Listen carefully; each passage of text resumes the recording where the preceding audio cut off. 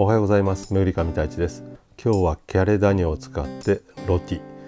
アニョのキュイッソン、下処理、銃の取り方を紹介したいと思います。それでは始めましょう。キャレダニョの掃除をしていきます。この状態、骨がつながった状態をキャレダニョと言います。向かって左側が、首の方、向かって右の方がセルダニョにつながる方の部位になります。今日はセルダニョの方から数えて6本分の骨の一番いい部分を使っていきます。まずここノアがあって上に油がちょっとあります。三角形の油のところの上でまず切り目を入れて骨を出していく作業、モンショネという作業をしていきます。一直線に内側まず切り目を入れて骨と骨の間に包丁を入れ、表に印がつくようにして表側の肉の部分を一直線に包丁で切ります。切り終わったら内側にひっくり返して骨の上真ん中に包丁で切り目を入れます。内側にこのような感じに薄皮がありますので、それを骨の真ん中で切ってやります。その後骨と骨の間に指を入れてこのような感じに肉を押し込むと骨から肉がきれいに剥がれます。この時手を切らないように刀匠または紙などで手を覆いながらやってください。このような感じに骨から肉が剥がれたら、肉と骨を持って先ほどつけた印のところまできれいに肉を剥がします。印まで剥がし終わったらひっくり返して表の方からこのような感じに肉を切ります。骨がきれいに出たら先を斜めに盆栽用のハサミで切っていきます。この盆栽用のハサミ、骨を切ったりするのに非常に便利なのでぜひ使ってみてください。この後キャレダニョ、あばらの骨を背骨から1本ずつ外していきます。基本的には関節でつながってますので、このような感じに包丁を入れてえぐるような感じですね。関節をえぐるような感じにして外していきます。この骨を外す作業ですけども、もちろんハサミで切っても構わないですし、大きい包丁で叩いて切っても構いません。キャレダニョを表を向けて背骨の骨に沿ってまっすぐ肉を切っていきます。背骨に沿って突き当たりのところまで、骨に当たるまでまっすぐ切ります。まっすぐ切って骨に当たったら向かって左側の方に少しだけ包丁をずらして関節が見えるところまで骨を切ります。ここまでできたらあとは骨のついている肉の部分を傷つけないように気にしながら関節と関節の間に包丁を入れて背骨から外していきます。この時包丁の刃が肉に当たらないように気をつけながら外していきます。またキャレダニョのさばき方や子羊の解体などは動画がありますので、そちらを参考にしてみてください。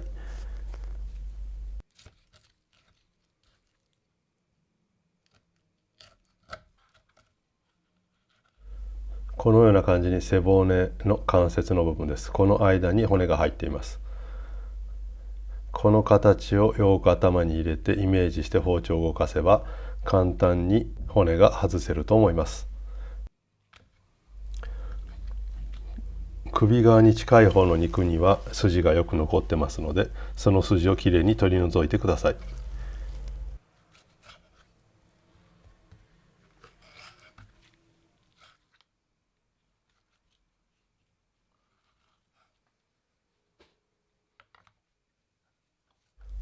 最後に皮を剥ぎます。これは個人の好みで剥いでもらっても構わないですし、そのままつけてロティしてもクルスティオン、カリカリになって非常に美味しいので、好みによると思います。今回は外しています。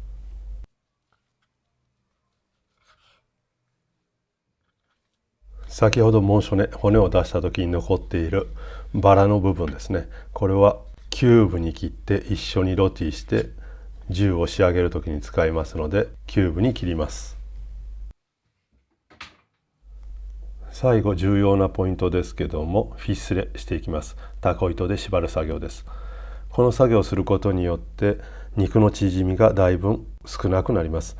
やはりロティした時にフィッセルしていないと肉が縮んでしまいます。肉が縮むということは肉が硬くなるということなので、骨付きなのでやりにくいかもしれませんが、骨と骨の間にタコ糸を入れて1個ずつ丁寧にフィッシュでタコ糸で縛っていきます。あともう一つ利点としては、肉のサイズが均一になることによって肉の火の入り加減がコントロールしやすいということになります。なので一手間ですけども、これをすることによって仕上がりがだいぶ変わってきます。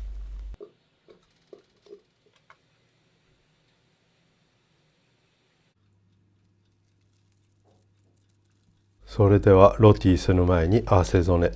下味をつけていきます。もちろんこのお肉1時間以上前から常温に出しています。両面きっちり内側も外側も全面に塩コショウで下味をつけていきます。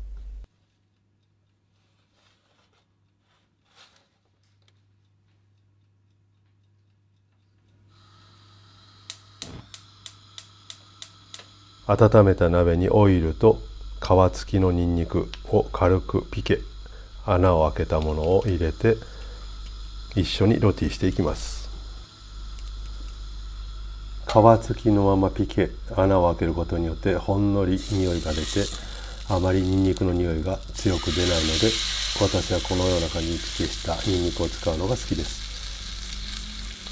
基本的に表の部分、上の部分から焼いていきます。なので先ほど薄皮を外した部分からまず焼いていきます。キューブに切ったバラの部分を一緒に入れて汁を取るために炒めます。肉が重なり合わないように鍋底全体に広がるように広げていきます。鍋底全体に肉が広がっていることによって余分な油が焦げたりしないので、常にこの状態を保ちながらきれいにロティしていきます。肉の表面を焼くときはあまり動かさずに、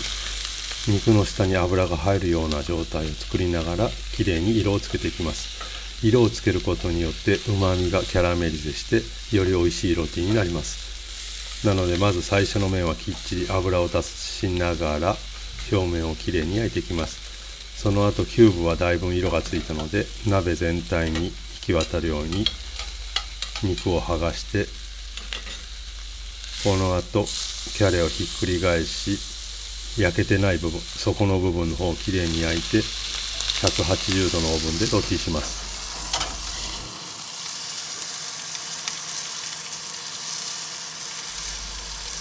5分経ったのでオーブンから出します。だいぶキューブもきれいに焼けてきています。キューブの肉をよく混ぜて、今回は玉ねぎのエマンセとタイムのフレッシュを入れて一緒にジューを仕上げていきます。この時鍋底に残っている油とよく野菜をなじませてからキャレダニョと一緒にオーブンに入れてロティします。こうすることによって玉ねぎとかタイムの匂いがキャレダニョについて美味しいロティが出来上がります。5分経ったのでオーブンから出します。このような感じに全体的にいい感じに焼けてきています。見てもらったら分かるように、野菜とか鍋底が焦げてません。やはりちょうどいいサイズの鍋をチョイスしてロティしてください。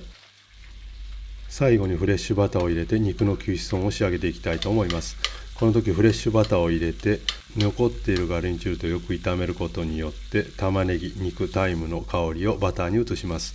その移した油を肉の塊にかける作業、アロゼという作業をして最後肉のキュシソンを仕上げていきたいと思います。アロゼする時内側の部分、この部分だけきれいにロティされてませんので、香ばしい肉、タイム、ニンニク、玉ねぎの香りをアロゼします。もちろん熱い油を内側からかけることによって全体的に火が入ってきれいにロティされます。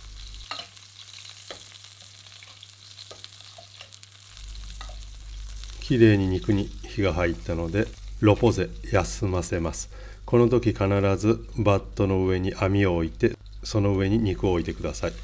そうしないと休ましている間に肉汁が出て、せっかくロティしたのに肉汁に浸かってしまいます。肉を休ましてる、ロポゼしてる間にジューを仕上げていきます。先ほどの鍋で肉、玉ねぎをよく焼いてきれいに色がついた余分な油をまずのけます。もちろんロポゼする休ませている間アルミホイルをかぶせておいてください。この時鍋底も焦げてないですし、野菜がきれいに焼けています。そこに今回はマデラ酒を入れてうまみを剥がしていきます。この時アルコール分は飛ばしますけども、火はつけないでください。フランベして火をつけてしまうと焦げた味がソースに入ってしまいます。今回は酸味を足すために白ワインを入れます。アルコール分を飛ばしながら鍋底についているうまみをきっちり剥がします。マデラ白ワインが煮詰まったら、ここで子羊の茶色いだし汁フォンブランダニョを入れて、さらに煮詰めて肉からうまみを出していきます。フォンブランダニョはまた別の動画がありますので、そちらを参考にしてください。このままよく煮詰めながら肉からうまみを出していきます。味を見てアニョの味がよく出ていたら、ここでパッセこします。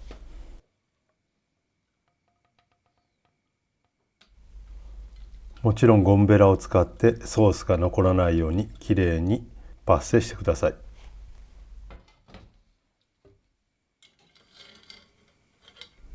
最後パッセするときはルーシュ小さいお玉を使って肉をよく押して液体を絞り出してください。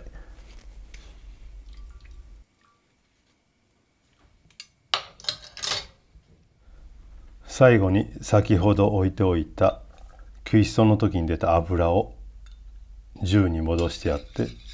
美味しい銃の完成です。それでは最後にキャレダニョの方を切っていきます。外し忘れがないように気をつけてフィッセルタコ糸を外します。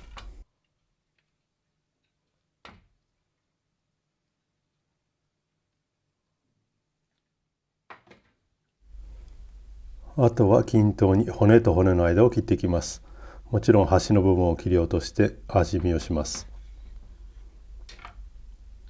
肉汁があふれることなくきれいなピンクロゼに仕上がっています。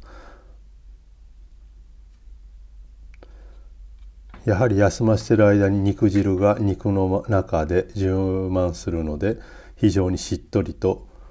で均一に火が入ったロゼになっています。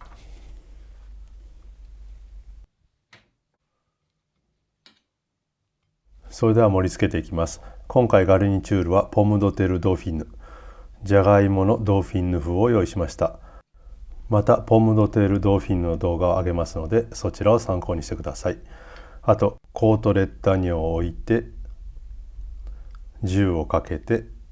完成です。この時肉のキュイソンが分かりやすいように肉の断面には銃はかけないでください。基本的にキュイソンのある肉に関してはソース銃は完全にナッペソースを断面にかけることはありません。今回は銃だったので最後にキュイソンの油を入れてソースがトロンシェ、ちょっと油が入っている状態にしています。またソースとは違った感じで肉本来の味を引き立てて非常に美味しいと思います。もちろんガルニチュールも軽い感じで美味しいのでぜひ家で作ってみてください。それではお疲れ様でした。ボナペティ。